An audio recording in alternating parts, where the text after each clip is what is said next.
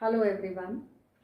आज मैं आपके समक्ष कक्षा 11 की कविता, बल्कि यूं कहें कि कबीरदास जी के द्वारा लिखे हुए 2 पद, हम तो एक एक करी जाना तथा संतो देखत जग बौराना, लेकर उपस्थित हुई हूँ। इनकी व्याख्या आज हम पढ़ेंगे, समझेंगे, परंतु उससे पहले थोड़ा सा कबीरदास जी का परिचय मैं आपको दे देती हूँ। आप सब भली भांति परिचित हैं। कबीरदास जी का नाम संत कवियों में सबसे ऊपर आता है।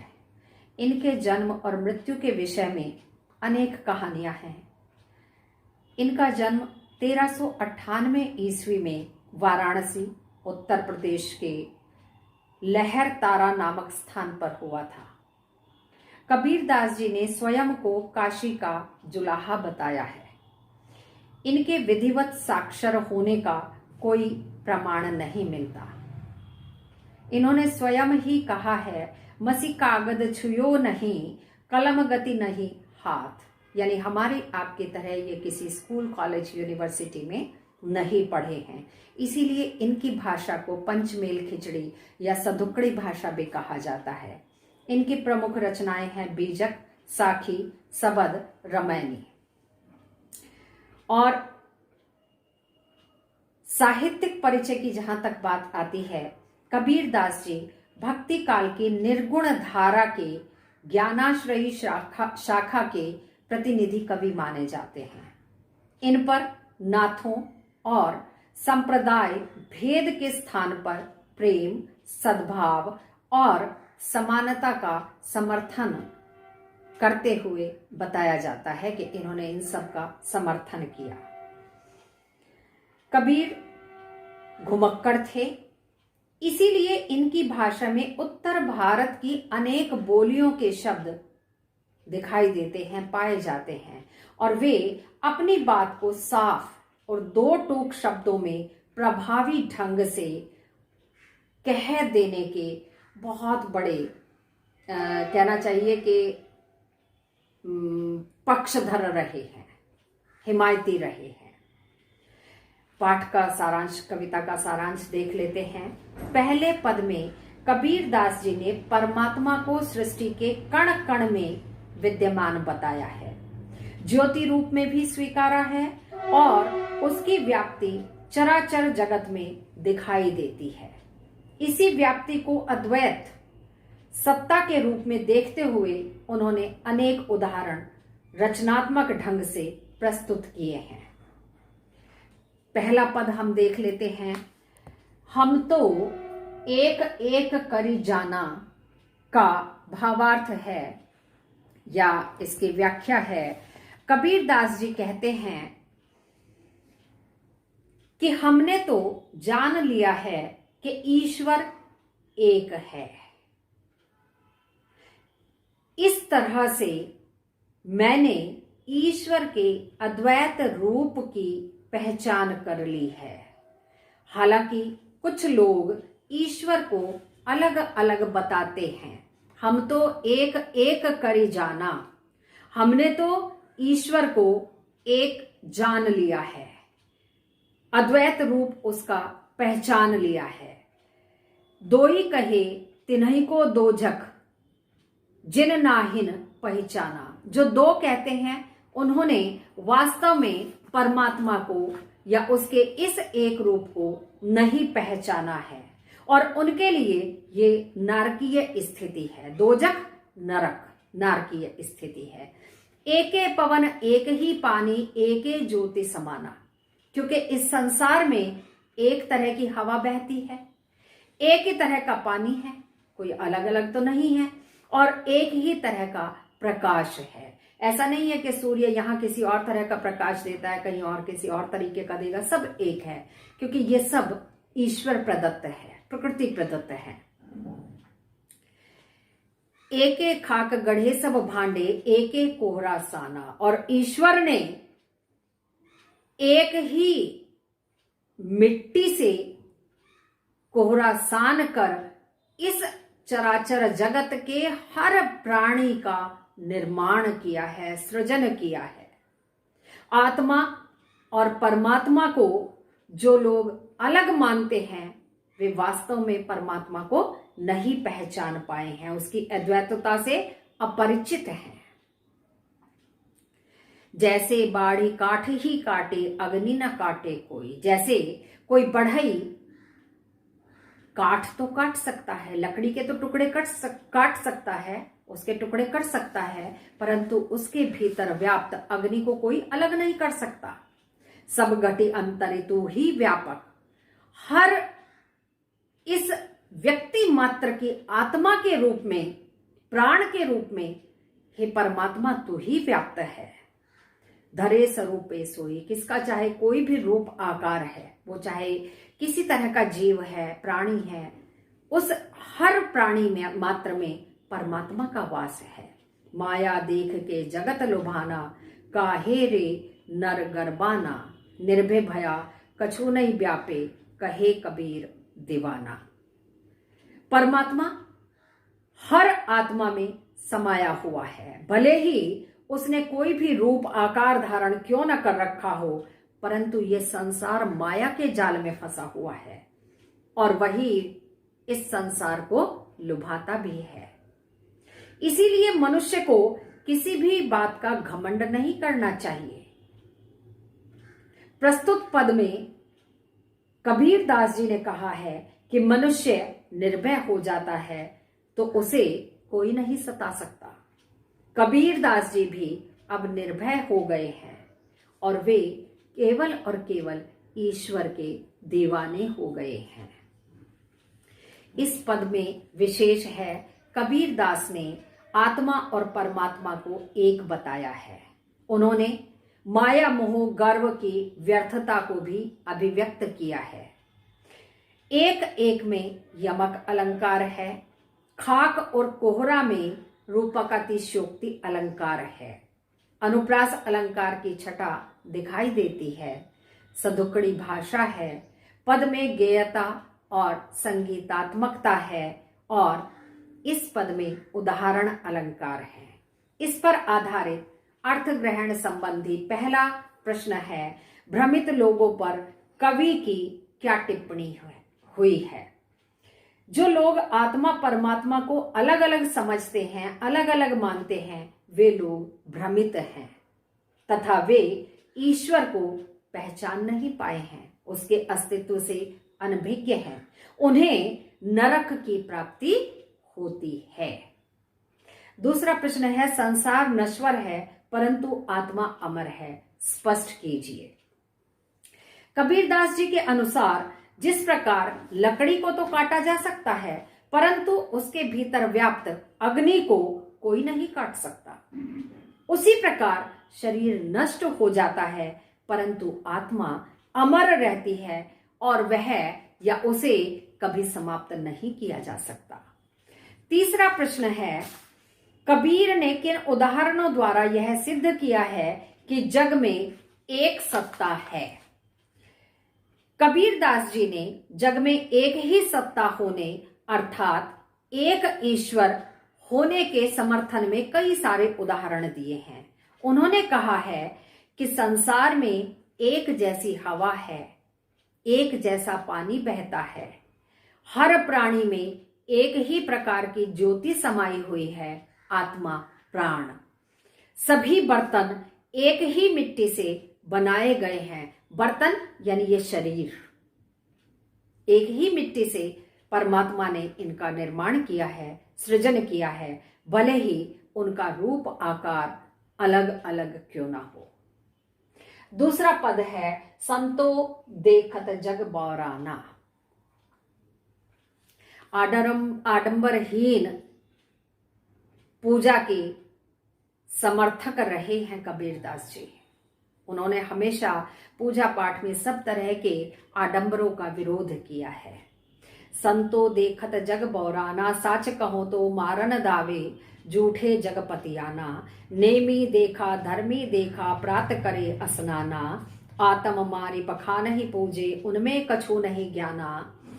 बहुतक देखा पीर औलिया, पढ़े किताब कुराना। कै मुरीद तदबीर बतावे, उनमें ओहे जो ज्ञाना। आसन मारे डिम्ब धरी बैठे, मन में बहुत गुमाना। पीपर पाथर पूजन लागे, तीरथ गर्व भूलाना। पहले यहीं तक स्पष्ट कर लेते हैं, फिर नेक्स्ट पंक्तियां पढ़ लेंगे। संतो देखत जग बौराना। बौराना शब्द का साहित्यिक भाषा में यदि अर्थ देखते हैं तो पगला जाना होता है। संतों को देखकर ये संसार, जो सच्चे संत हैं, बौरा जाता है। साच कहो तो मारन धावे। यदि उन्हें सच्चाई बताओ तो वो मारने को दौड़ते हैं। जो झूठे आडंबरी हैं उनकी बातों में वो बहुत जल्दी आ जाते हैं। झूठे जग पतियाना। पतियाना यानी झूठे आडंबर वाले इन महात्माओं संतों की बातों पर वो विश्वास करते हैं। पतियाना यानी विश्वास कर जाते हैं।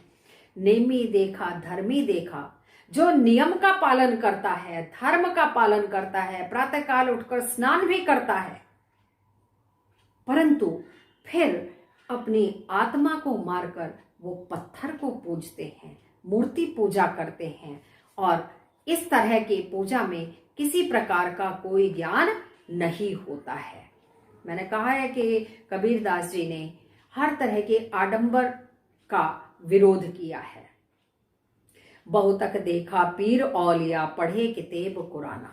बहुत सारे पीर औलिया, धर्म पालक जिन्होंने कुरान पढ़ रखी है, तरह तरह के धर्म ग्रंथ पढ़ रखे हैं, बहुत ऐसे लोग देखे हैं, परंतु वास्तव में ज्ञान कुछ नहीं है, केवल पढ़ मात्र रखे हैं, पढ़ा और वहीं का वहीं छोड़ दिया।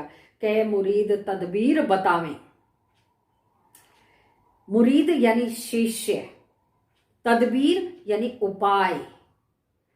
तरह तरह के वो अपने शिष्यों को उपाय बताते हैं, जबकि वास्तव में उन्हें किसी प्रकार का कोई ज्ञान नहीं होता है।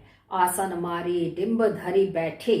आसन मारकर बैठ जाना यानी घमंड के, डिंब घमंड के कारण से वो घमंड करके बैठ जाते हैं। कुछ ऐसे हैं कि हम सिद्धि प्राप्त कर रहे हैं, हम घंटों तक बैठे रह सकते हैं, हम 10 घंटे बैठे रह सकते हैं एक ही मुद्रा में, तो उसके कारण भी ईश्वर प्राप्ति संभव नहीं होती है, क्योंकि वहां अहंकार का भाव आ जाता है। और ईश्वर की प्राप्ति का मार्ग होता है कि अहंकार से परे रहना, अपने पराये भेदभाव, जातिगत हर चीज से ऊपर उठना होता है। जब हम इस तरह की भावना को अपने भीतर लेकर चलते हैं, सब कुछ एकीकार करके, तब ईश्वर की प्राप्ति को ऐसा माना जाता है कि संभव हो सकती है। परंतु उसमें भी यदि हम आसन मारकर बैठ गए, उसमें भी कोई ज्ञान प्राप्त नहीं किया जा सकता है। और मुसलमानों के विषय में कबीरदास जी ने कहा है कि उन्होंने अनेक पीर औलिया देखे, कि कुरान का नियमित पाठ करने वाले देखे, अपने शिष्यों को तरह तरह के वो उपाय भी बताते हैं, जबकि ऐसे पाखंडी स्वयं ईश्वर या खुदा के बारे में कुछ नहीं जानते हैं, उन्हें कोई ज्ञान नहीं है। वे ढोंगी योगियों पर भी चोट करते हुए कहते हैं कि जो आसन लगाकर अहंकार धारण करके बैठे हैं, उनके मन में भी घमंड भरा पड़ा है, ज्ञान के नाम पर वो भी शून्य है। नेक्स्ट काव्य पंक्तियां हैं। टोपी पहरे माला पहिरे, छाप तिलक अनुमाना, साखी शब्द ही गावत भूले, आत्म खबरे न जाना। हिंदू कहे मोहि राम प्यारा, तुर्क कहे रहीमाना, आपस में दो लरलरी मुए, मर्म न काहो जाना। घर घर मंत्र देत फिरत है, महिमा के अभिमाना। गुरु के सहित सिख सब बूढ़े, अंत काल पछताना। कहे कबीर सुनो हो संतो, ई सब धर्म भुलाना, ई सब भर्म भुलाना। कैतिक कहो कहा नहीं माने, सहजे सहज समाना। कबीरदास जी ने आगे कहा है कि पीपल पत्थर लोग बड़ी श्रद्धा से पूजते हैं, वे तीर्थ यात्रा आदि भी करते हैं, और इन पर वो फिर ये सब करने के बाद गर्व करते हैं, अहंकार करते हैं, हमने ये कर लिया। और गर्व के साथ साथ गर्व याद रहता है उन्हें, ईश्वर को भूल जाते हैं। कुछ लोग टोपी पहनते हैं, भगवा वस्त्र पहनते हैं, लंबा सा तिलक लगाते हैं, गले में माला भी पहन लेते हैं, और रुद्राक्ष की मोटी मोटी, शरीर पर भी कुछ वो भभूत भी मल लेते हैं, पता नहीं तरह तरह के आडंबर करते हैं। वे वास्तव में साखी और शब्द को गाना भूल गए हैं, और बाकी तो वो जान लेते परंतु अपनी आत्मा के रहस्य को वो अभी तक नहीं जान पाए हैं। इन लोगों को सांसारिक जीवन पर भी घमंड होता है। हिंदू कहते हैं कि उन्हें राम प्यारा है, आज तक लड़ाई लड़ रही है, और तुर्क कहते हैं कि उन्हें रहीम प्यारा है। दोनों अपने अपने ईश्वर और अल्लाह के पक्ष में तर्क देते हैं, परंतु वे सब अज्ञानी हैं, क्योंकि वास्तव में अल्लाह और ईश्वर कोई ऐसा नहीं है कि सातवें आसमान पर जाकर दो अलग अलग राज सिंहासन लगे हुए, एक अल्लाह का है एक ईश्वर का है। नहीं, सब एक है, केवल और केवल एक सत्ता है जो इस पूरे संसार का निर्वहन कर रही है, चला रही है। पता नहीं कौन सी ऐसी शक्ति है जिसको कोई भी नहीं जानता, किसी ने दर्शन नहीं किया है उसका। दोनों समूह ईश्वर की श्रेष्ठता के चक्कर में अपने अपने को श्रेष्ठ बताकर लड़ते हैं, मरते हैं, झगड़ते हैं, तरह तरह से तर्क देते हैं, परंतु किसी ने भी ईश्वर की सत्ता के रहस्य को, अपनी आत्मा के रहस्य को नहीं जाना, नहीं पहचाना। समाज में अनेक पाखंडी गुरु घर घर जाते हैं, न जाने वो कौन सी दीक्षा मंत्र भी देते हैं। उन्हें सांसारिक माया का बहुत अभिमान भी होता है, और ऐसे गुरु तथा शिष्य हमेशा ही अज्ञान में डूबे रहते हैं।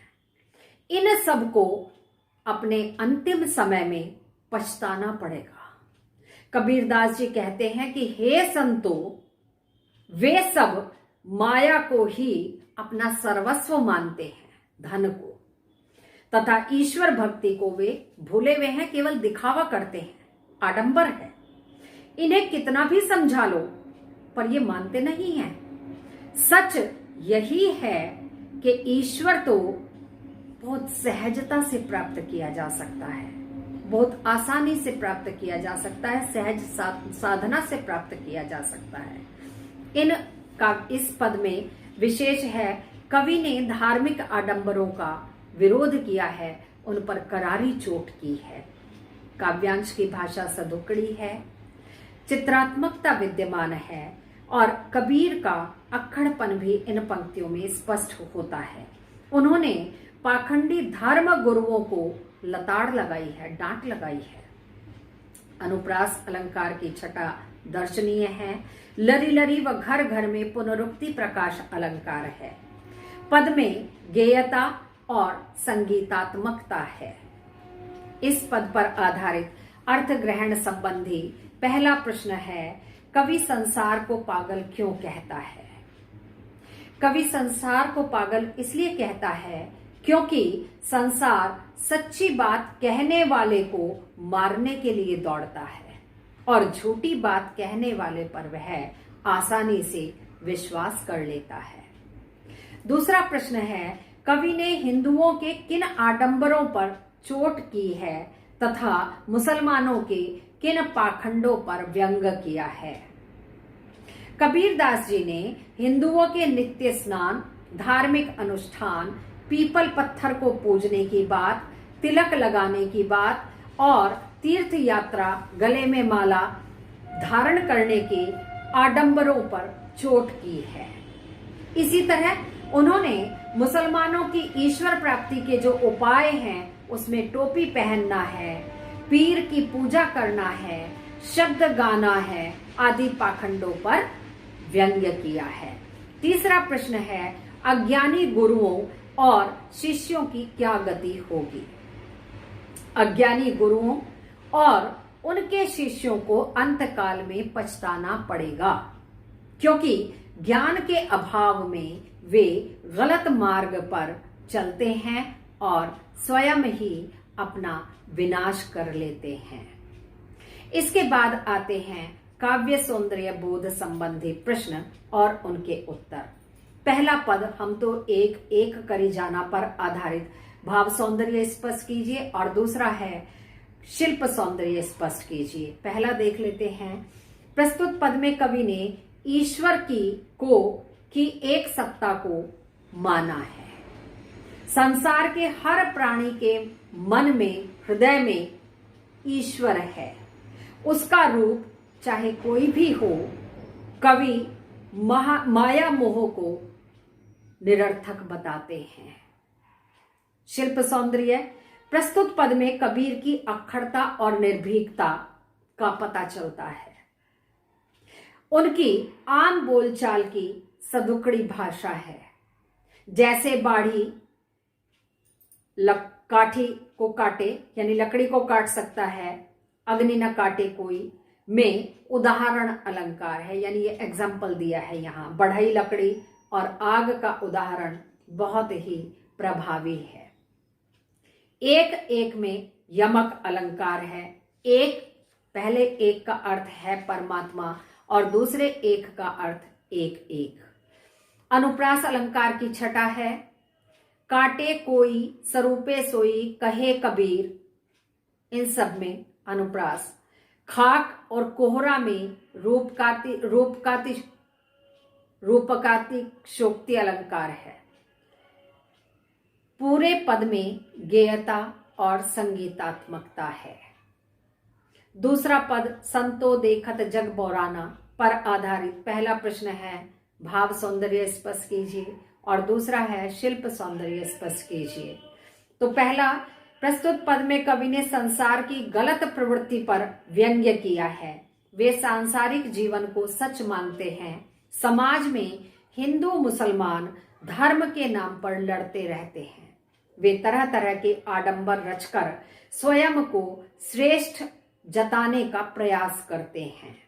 कवि संसार को इन आडंबरों की निरर्थकता के बारे में बार बार बताता है, परंतु उन पर किसी तरह का कोई प्रभाव नहीं होता। कबीर सहज भक्ति मार्ग को सही मानते हैं। दूसरा प्रश्न है शिल्प सौंदर्य स्पष्ट कीजिए। कवि ने आत्मबल पर जोर दिया है तथा बाह्य आडंबरों को निरर्थक बताया है। पीपर पाथर पूजन कितेब कुराना, शिष्य सहित सब भर्म भुलाना, केतिक कहो कहा सहजे सहज समाना। इन सब शब्दों में, काव्यांशों में अनुप्रास अलंकार है। घर घर लरी लरी में पुनरुक्ति प्रकाश अलंकार है। आम बोलचाल की भाषा सदुकड़ी भाषा है। भाषा में व्यंग्यात्मकता है। पूरे पद में गेयता और संगीतात्मकता है, चित्रात्मकता है, प्रसाद गुण विद्यमान है और शांत रस है। इसके बाद आते हैं अभ्यास प्रश्न और उनके उत्तर। पहला प्रश्न है कबीर की दृष्टि में ईश्वर एक है, इसके समर्थन में उन्होंने क्या तर्क दिए हैं। पहला तर्क उन्होंने दिया है संसार में सब जगह एक ही पवन है और एक ही तरह का जल प्रवाहित होता है। दूसरा तर्क उन्होंने दिया है सभी में एक ही प्रकार की ज्योति समाई हुई है, अर्थात प्राण। तीसरा तर्क है एक ही मिट्टी से सभी बर्तन बनाए गए हैं, अर्थात इंसान। एक ही कुम्हार मिट्टी को सानता है, यानी वो परमात्मा एक ही है जो सब प्राणियों का निर्माण करता है। सभी प्राणियों में एक ही ईश्वर विद्यमान है, भले ही प्राणी का रूप कोई भी क्यों ना हो। दूसरा प्रश्न है मानव शरीर का निर्माण किन 5 तत्वों से हुआ है। अग्नि, जल, वायु, मिट्टी और आकाश। आप भली भांति जानते हैं। तीसरा प्रश्न है जैसे बाढ़ी काटे ही काटे अग्नि न काटे कोई, सब घटी अंतरितो ही व्यापक धरे स्वरूपे सोई। इसके आधार पर बताइए कि कबीर की दृष्टि में ईश्वर का क्या स्वरूप है। कबीर दास जी ईश्वर के स्वरूप के विषय में अपनी बात उदाहरण से पुष्ट करते हैं। वे कहते हैं कि जिस प्रकार बढ़ई लकड़ी को काट देता है, परंतु उस लकड़ी में समाई हुई अग्नि को नहीं काट पाता, ठीक उसी प्रकार मनुष्य के शरीर में ईश्वर व्याप्त है। शरीर नष्ट हो जाने पर भी आत्मा नष्ट नहीं होती है, वह अमर है। और आगे उन्होंने कहा है कि संसार में अनेक तरह के प्राणी हैं, परंतु सभी के हृदय में ईश्वर समाया हुआ है और वह एक ही है। दूसरे शब्दों में यह भी कह सकते हैं कि ईश्वर एक है और वह सर्वव्यापक तथा अजर अमर है और वह सभी के हृदयों में आत्मा के रूप में व्याप्त है। नेक्स्ट क्वेश्चन आता है, कबीर ने अपने को दीवाना क्यों कहा है? यहां दीवाना शब्द का अर्थ है पागल। कबीर दास ने परमात्मा का सच्चा रूप जान लिया है, प्राप्त कर लिया है। वे उसकी भक्ति में लीन हैं, जबकि यह संसार बाह्य आडंबरों में उलझकर ईश्वर की खोज में लगा हुआ है। अतः कबीर की भक्ति आम विचारधारा से भिन्न है, अलग है। इसीलिए उन्होंने स्वयं को दीवाना कहा है। नेक्स्ट क्वेश्चन, कबीर ने ऐसा क्यों कहा है कि संसार बौरा गया है? कबीर दास जी ने इस संसार के बौरा जाने की बात कही है, क्योंकि जो व्यक्ति सच बोलता है उसे इस संसार के लोग मारने को दौड़ते हैं। वे उस सच पर विश्वास नहीं करते। कबीर दास जी मूर्ति पूजा, तीर्थ यात्रा, टोपी पहनना, माला पहनना, तिलक लगाना, ध्यान लगाना, इन सब बातों को निरर्थक मानते हैं। कोई मंत्र देता है, कोई ताबीज देता है और अन्य पूजा के न जाने कौन कौन से तरीके बताते हैं। वे राम रहीम की श्रेष्ठता के नाम पर झगड़ा करने वालों को पूरी तरह से गलत बताते हैं। उनके अनुसार वे सब गलत है। वे केवल झगड़े में ही उलझकर रह जाते हैं। ईश्वर के अस्तित्व से वास्तव में वो परिचित है ही नहीं, क्योंकि कबीर की दृष्टि में ईश्वर एक है और वह सहज भक्ति से प्राप्त किया जा सकता है। इन बातों को सुनकर समाज उनकी निंदा भी करता है तथा पाखंडियों की झूठी बातों पर विश्वास कर लेता है। अतः कबीर को ऐसा लगता है कि यह संसार बौरा गया है, अर्थात पागल हो गया है। नेक्स्ट क्वेश्चन है, कबीर ने नियम और धर्म का पालन करने वाले लोगों की किन कमियों की ओर इशारा किया है या संकेत किया है? प्रातःकाल स्नान करने वाले, पत्थरों तथा वृक्षों की पूजा करने वाले, अंधविश्वासी लोगों की ओर उन्होंने संकेत किया है। वे धर्म के सच्चे स्वरूप को पहचान ही नहीं पाए तथा आत्मज्ञान से वंचित हैं। मुसलमान भी पीर औलिया की बातों का अनुसरण करते हैं। वे मंत्र आदि लेने में विश्वास रखते हैं। ईश्वर सबके हृदय में विद्यमान है, परंतु वे उसे पहचान नहीं पाते हैं। नेक्स्ट क्वेश्चन है, अज्ञानी गुरुओं की शरण में जाने पर शिष्यों की क्या गति होती है? अज्ञानी गुरुओं की शरण में जाने पर शिष्यों का उद्धार नहीं होता, बल्कि ऐसे गुरु शिष्यों को गलत रास्ते दिखाते हैं और वे घर घर जाकर मंत्र देते हैं तथा अभिमान में डूबे रहते हैं। अभिमान के कारण ये ईश्वर को प्राप्त नहीं कर पाते और ऐसे गुरु और शिष्य दोनों का ही अंत बुरा होता है। आज का अंतिम प्रश्न है, बाह्य आडंबरों की अपेक्षा स्वयं अर्थात आत्मा को पहचानने की बात इन काव्यांशों की किन पंक्तियों में कही गई हैं? आप उन्हें अपने शब्दों में लिखिए या बताइए। टोपी पहरे, माला पहरे, छाप तिलक अनुमाना, साखी शब्द ही गावत भूले, आत्म खबरें न जाना। यानी अपनी आत्मा को नहीं पहचान पाए, 10 तरह के आडंबर हम करते हैं।